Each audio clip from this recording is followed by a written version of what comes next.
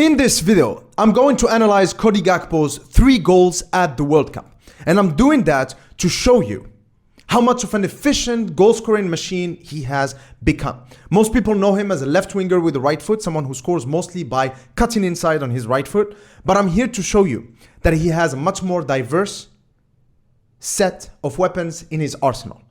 So let's see what kind of things will emerge from this analysis.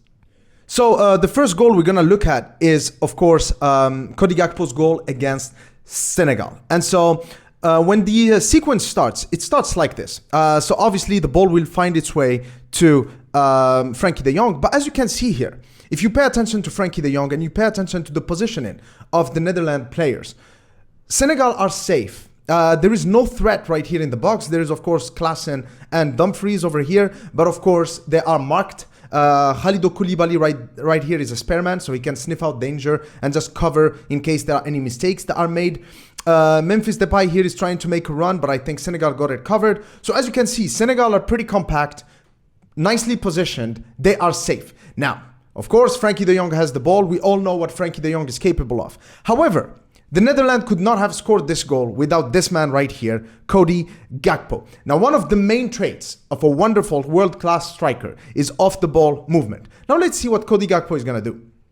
There you go. He makes a run that nobody tracks. Nobody among the Netherlands player, among the Dutch players, has thought of making this run right here. And plus, the Senegalese players, look at the 2 center-backs over here. That's it. They're out of the game, because they did not anticipate this run and they are unaware of this run. Frenkie de Jong, of course, magnificent passer of the ball, will find Cody Gakpo, and there it is, 1-0 for the Netherlands. Now, this is an amazing goal. It's not the most spectacular goal right there, but when you look at how this striker, Cody Gakpo, has made this goal, simply with his off-the-ball movement, then that's a magnificent goal right there.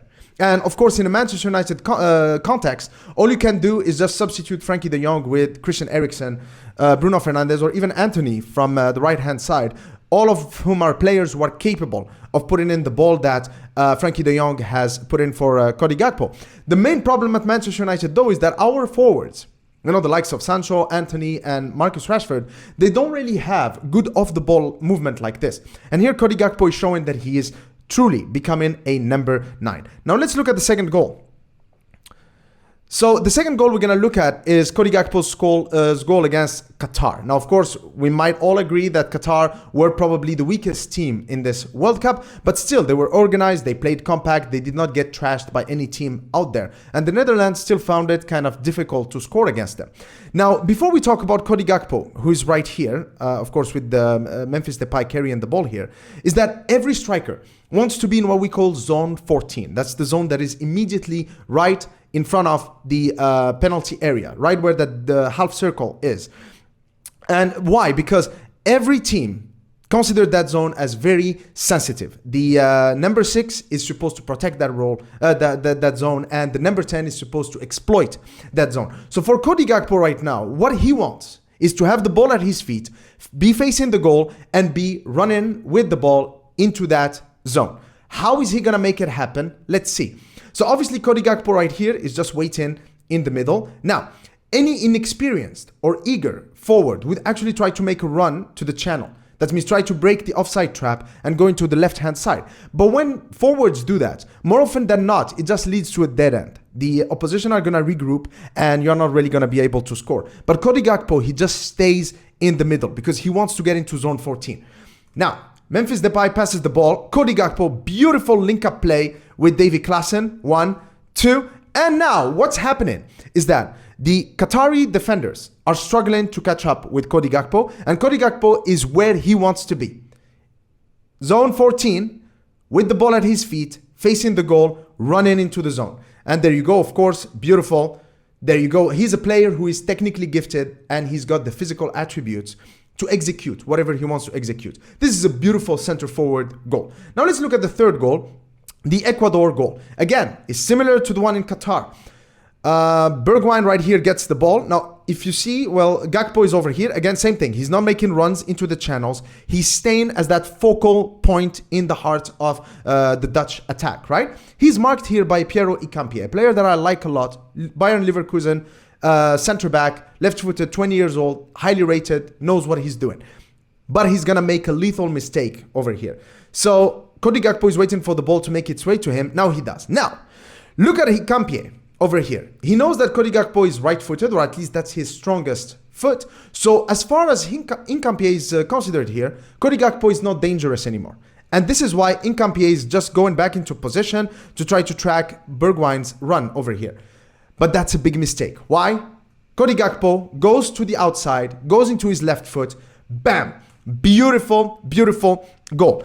Now, as you can see from this video, Cody Gakpo, far from just being a left winger who cuts inside on his right foot, actually has all the attributes of a great number 9, of a great center forward, i.e. of the ball movement, composure, positioning, and of course being lethal in front of goal. Now you add in the fact that just like players like Mason Greenwood, for example, he's equally as good with his right foot and his left foot, and he strikes the ball so cleanly. Goalkeepers barely ever touch the ball when he shoots at them.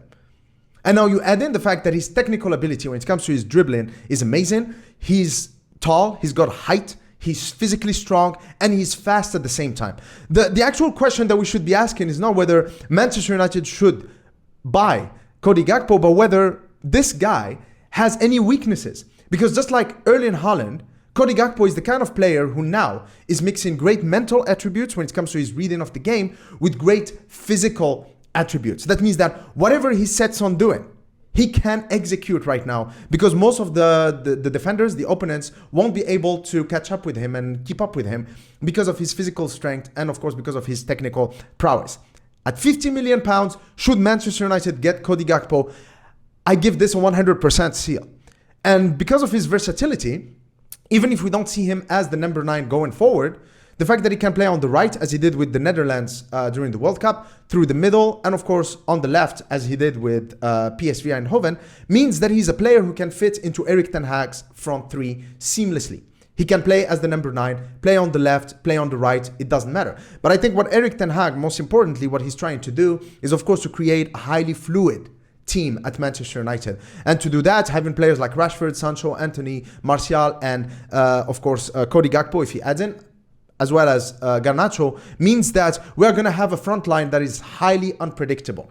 And when you think about it, Sir Alex Ferguson's great team in 2007 to 2009, 2010 was built around players like Rooney, Cristiano Ronaldo, and Tevez, none of whom was actually a focal number 9. All of them were players who roamed into different positions and tried to find space in different areas of the pitch.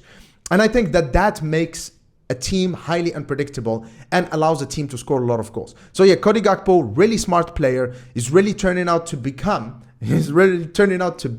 a traditional number 9, a player who I believe can actually match Erling Haaland's goal scoring prowess in the league. I hope that you've enjoyed this video, and cheers.